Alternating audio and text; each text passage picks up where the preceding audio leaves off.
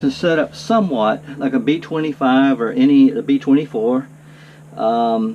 There's an underdeck and a hatch, and this is how the nose gunner would get to his position. The bombardier would also get to his position through here. They would drop down and on that plywood floor go up to be the bombardier and the nose gunner. And now we get to the pilot, co-pilot. And in this aircraft, there really wasn't a pilot, co-pilot per se, like we're used to nowadays. Basically, if you look at the instruments and the way they're laid out, the pilot who flew the plane sat in the left seat. He was the pilot, and he's got the elevator trim wheel right here. Elevator trim wheel, turbo boost control, throttles, mixtures. Now you see those are made so that both people can grab them. But the magneto on, all that stuff. But mostly, if you look at the flight controls, the ILS glide slope right there, nav, the ADF above it, and another ADF to the left of it. So the navigation, and also another glide slope here, an altimeter, airspeed, turning bank, direction finder, VSI, and our visual horizon. Notice they're all leaning towards this guy right here, so everything's in reach of him. The guy on the right, now he could fly the plane. There's no doubt about that. He had the rudder, brakes, wheel, access to the throttles, but if you look at what controls were in front of him, he was a pilot slash flight engineer. He made sure that the flaps went up and down. He made sure that the engine temperatures and oil temperatures and cylinder head temperatures and turbocharger inlet all stayed within range. He also monitored the oil pressure for all 4 engines, fuel pressure for all 4 engines, manifold pressure, which is power, you know, how much power are we putting out, was measured for all 4 engines from his position, and the RPM. So all those things were taken care of by the guy in the right seat. He also had the fire extinguishers, and he had the mixture controls to keep the engines running correctly.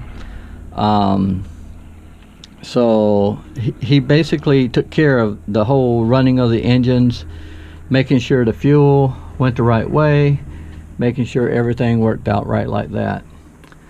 Now this has been greatly modified for flying around in the modern airspace. If you notice, we got a King radio, we got a Garmin GPS, we got a Bendix King transponder, and we got a regular old KMA comm panel like you see in a Cessna 172 or Cherokee. So these are your start switches on the very top up here. You select which engine it is and move it to start.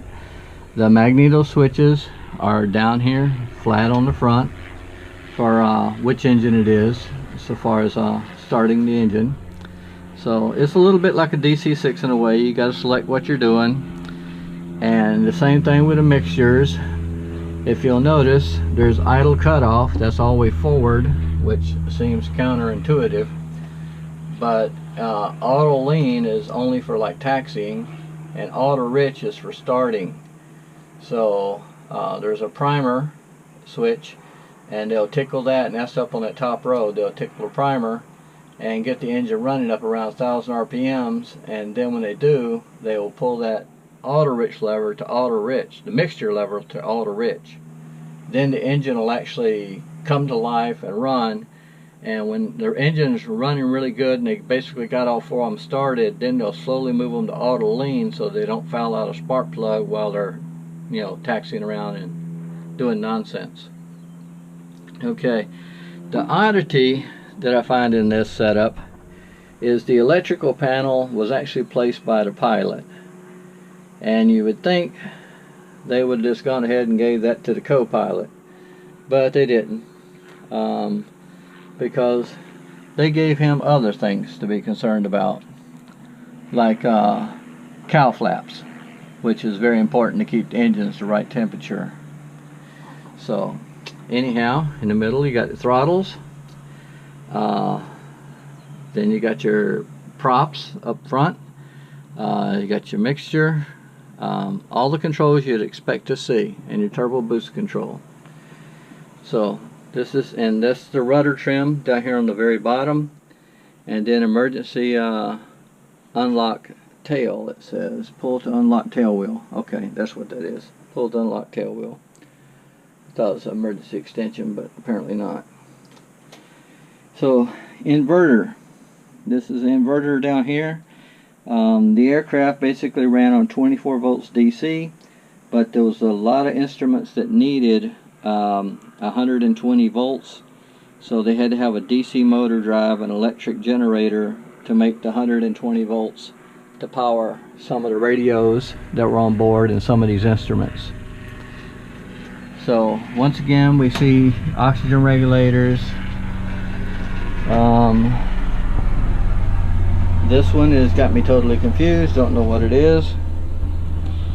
And this is the tank selector. Odd place to put it. I guess you'd have to have somebody back here you could trust. But this selects the fuel tanks. I would have never suspected that they would have put them there. And these things here would turn something with a hand crank, so I don't know what they are. I don't know if they're gear extensions or what they are. I don't know this aircraft at all. This is the limited airworthiness certificate for it. It's a B-17G model.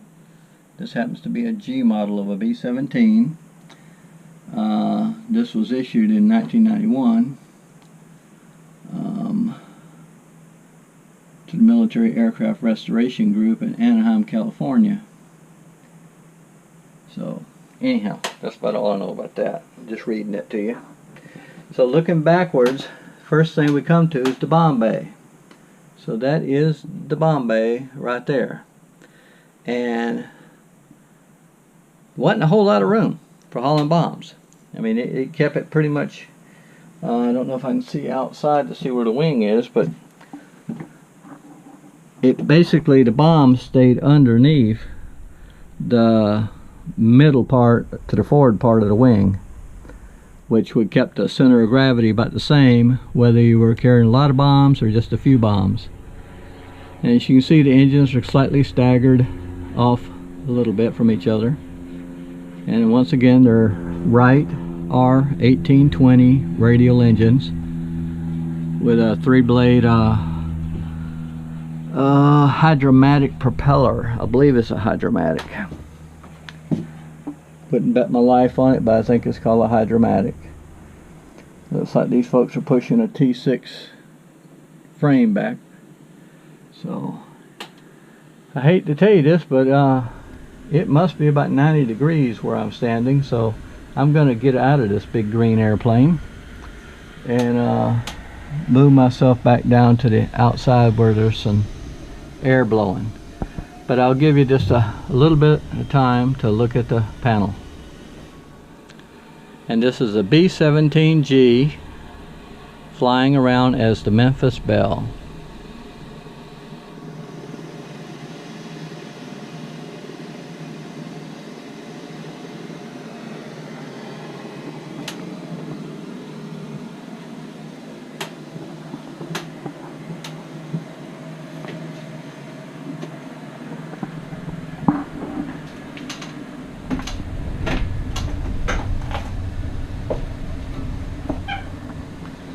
Oh, I gotta suck the old gut in now.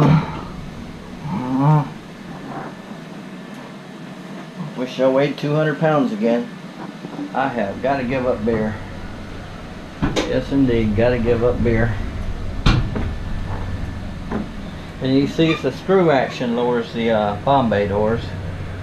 There's a gearbox, it's a screw action, it's driven by the shaft. The shaft goes up to the front and the front is where the electric motor is that drives it. So that's what drives the whole operation.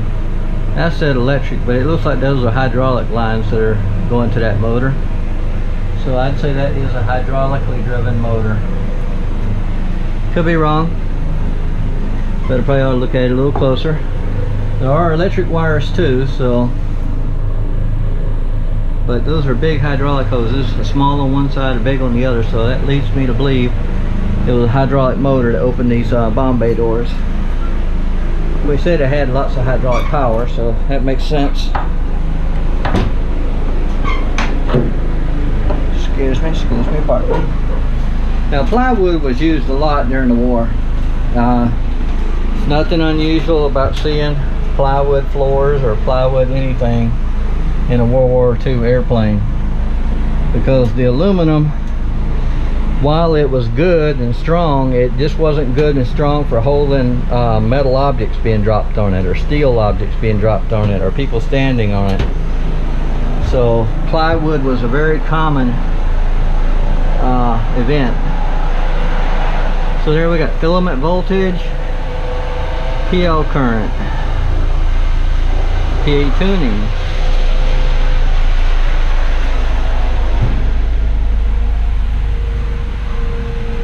Well, that sounds like a Mitsubishi helicopter outside. I don't know if I can see him out the window or not. Probably not. Sure sounds like a Mitsubishi to me. Maybe when I get outside he'll still be there. So coming back to the center again, to the turret ball.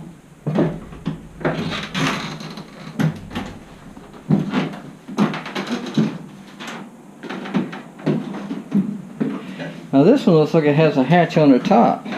I don't know if a man could get out of that hatch. Locked when hands are inside gondola.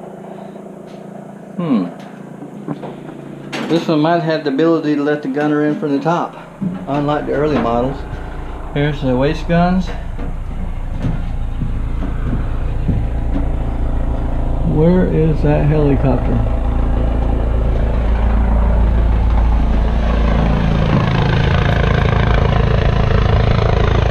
Oh yes, a Mitsubishi helicopter, it sure is.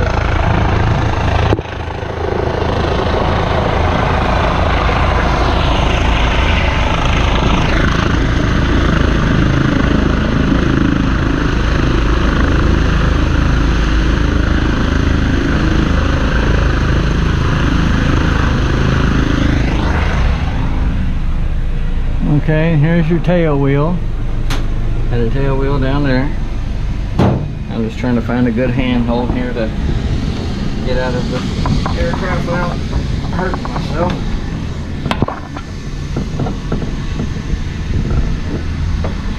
There. So there we've been in the Memphis Belle. If you ever see it at an air show, this is it.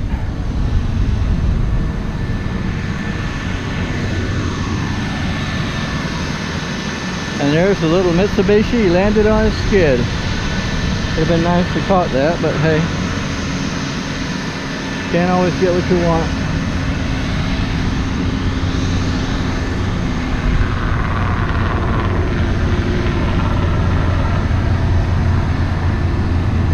Now the brakes were quite exotic during the B-17 age. They didn't have the whole stack set figured out yet. You know, it wasn't up to what we normally use nowadays. So that's very, very different so far as the brakes. So anyhow, that's a big difference in the braking. And we're coming on down to the nose. That got really good with our art from the movie Memphis Belle. And then of course here's the Norden, the famous Norden bomb site. right up here in the very nose. The famous Norden bomb site. So 4 right radials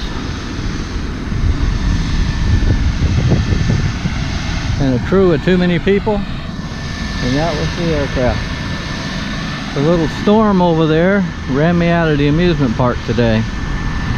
The roller coaster shut down due to lightning.